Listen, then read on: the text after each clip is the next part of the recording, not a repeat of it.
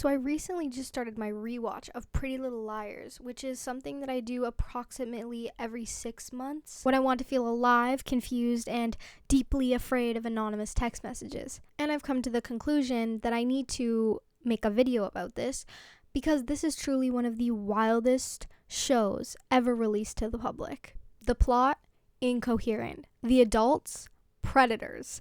The plot holes, huge. This is a show where every 5 minutes someone was either stalked, seduced, or kidnapped, or all three in that order, and I blame it all on Ezra Fitz. So I started watching this show when I was 12 years old in grade 7. The show was still coming out, but it was around right at the end of the show. I think I started watching when season 6 was still coming out, and it just left such a big impact on my middle school self. I don't think I've ever been so attached to a show, but every year, like clockwork, I find myself rewatching this show, reliving the plots, reloving the characters all over again. And recently, in my adult years, I have found myself reading the book series, which, if you didn't know, the show was based off of a book series by Sarah Shepard of the same name, Pretty Little Liars, which is somehow even more unhinged than the show, and yet wildly different. Right now I'm on the 4th book, and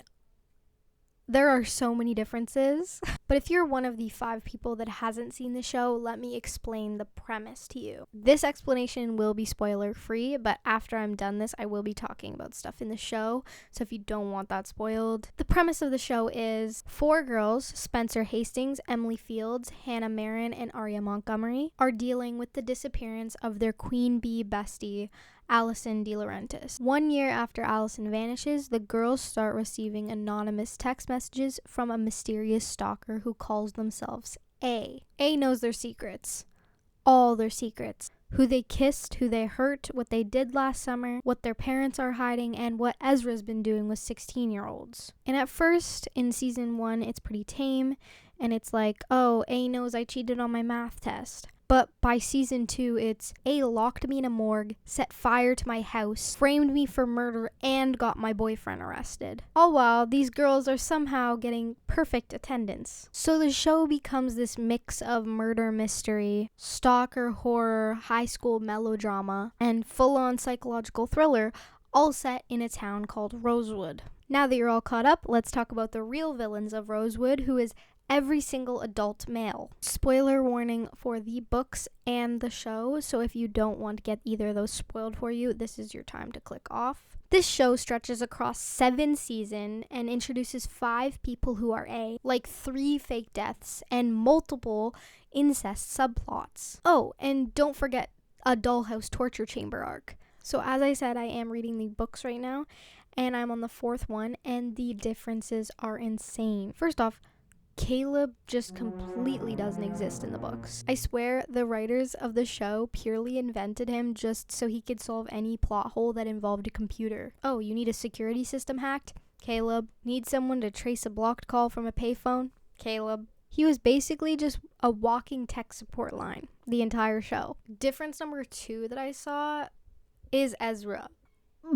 Felon, gross, yuck, gross. Ezra in the books actually runs away when the cops start sniffing around his and Arya's relationship. Like, he just straight up leaves town. In the show, Ezra sticks around, writes a creepy book about the girls, and then gets treated like a tragic hero with an English degree. Third difference I've noticed is the Toby and Jenna situation is completely flipped. In the books, Jenna is the victim. It's actually Toby that initiates any of the relationship with Jenna, and then Toby doesn't stick around long.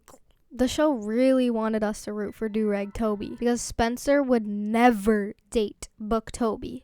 I'm telling you that. Also, another small thing, Spencer's family in the books are like 100 times worse. Actually, let's throw in every parent in Rosewood is like the worst human being alive.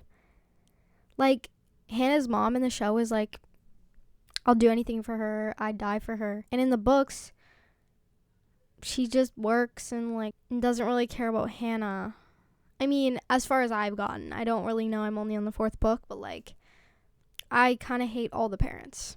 The characters are just more grittier and messier in the books, and honestly just more believable as flawed teens. The biggest difference that I've seen though is tone. The show really tries to glamorize the chaos with the outfits and the relationships and the slow motion kissing in rainstorms. And in the books, they're kind of like, no, this is actually terrifying and none of the girls are okay. Also, another thing, the girls don't get close until really late in the books. Like, I'm on the 4th one and they're still kind of iffy with each other. But I find reading the books really interesting because sometimes having that shift between the two is pretty interesting and healthy because it shows what the TV industry thought that girls wanted at that time. And turns out it was just high school drama, pretty dresses, and slow erosion of boundaries.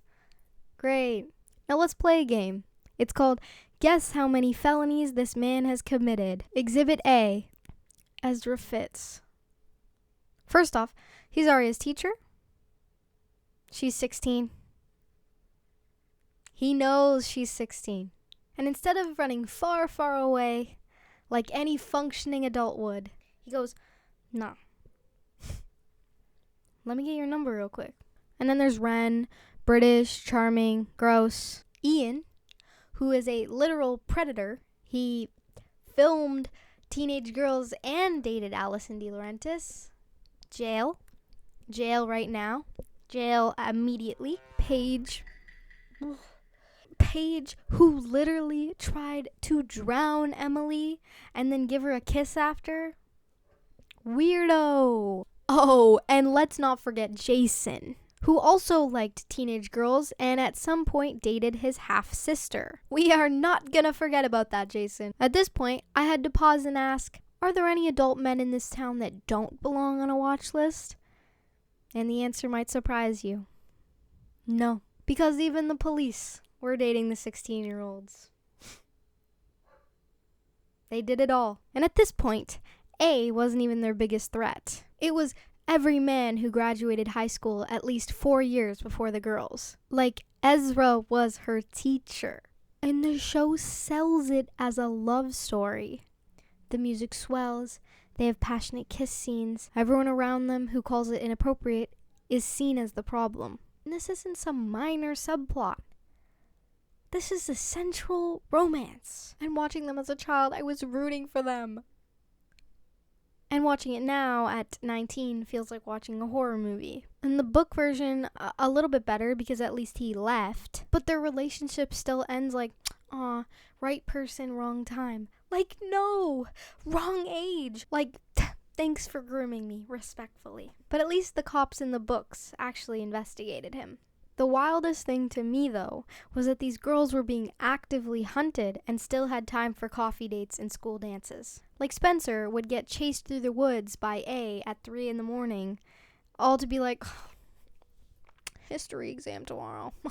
Emily got drugged, Hannah got hit by a car, and yet every episode ended with them walking into English class like they hadn't just survived the plot of Saw. Actually, wait, no. You know what's not realistic? The amount of time these girls had before school every morning. Like, if Rosewood time is correct, Spencer would wake up at 3:52 a.m., run a mile, dig up a body, get kidnapped briefly, break into Radley, decode a text written in Morse code using a lipstick stain on her rearview mirror, and still show up to homeroom with a fully steamed blazer and a Trenta black coffee in her hand. And it was just always light out. Like, it would be like 10 p.m. and the sun would still be at its height. Like, when does school start in Rosewood? 4 p.m.? Is there a late bell, or does, like, the timeline just not exist? Oh, and don't say, oh, maybe it's a weekend. It's never a weekend. They always end up at school. Always. Spencer's there, Arya's there, her 1,000 accessories are there, and unfortunately, Ezra is there. No one, and I mean no one, is more confused than the writers of Pretty Little Liars. This show had evil twins, faked deaths, secret bunkers, hallucinations, time jumps, dream sequences, and very realistic latex masks that were a huge part of the plot for some reason. There's a plot where a parrot sings a phone number. That's a real plot. In the evil twin reveal, she pretends to be her sister and fools our very own do-rag Toby. You're telling me this man kissed this girl multiple times and didn't realize it was a whole other girl? Don't piss me off. And do y'all remember Ravenswood? Yeah, neither do I. And a big shout out to my two favorite characters, Hannah and Spencer. Spencer carried the show. She was so smart. She was so suspicious all the time. I love her and her weird little brain. Troy and Bellisario put her coochie in this role. Hannah was so sweet, so loyal, amazing friend. Ashley Benson ate it up. I just want you guys to remember one thing about Pretty Little Liars. It's the picture of Pam locked up in a jail cell that A sent to Emily's phone. Anyways, this show is one of the most unserious shows that has ever been made, but yet it changed television and me forever. It gave us teen girl drama, felonies without consequence, and the single most confusing family tree since the Bible. And somehow I still watch every episode like my life depends on it. Would I recommend it? Absolutely. Anyways, hi, I'm Isabella. Thank you for listening and joining me today. Please like today's video if you feel personally victimized by Ezra Fitz. Please comment your favorite PLL moments because I need friends to talk about this with. Also, if you are as big of a fan as I am of the show, please check out the Pretty Little Podcast on Spotify. I've been watching them for a year. They're these sisters, Phoebe and Caroline, that do recaps of the show, and they are hilarious. And honestly, they make my week every single time I listen to them. So if you haven't already, check them out. They're so funny. And like always, if you had fun this week, you should subscribe because I guarantee you'll have fun next week because I do post weekly every single Monday. Anyways, love ya, great to see ya, and I will see you next week. Bye.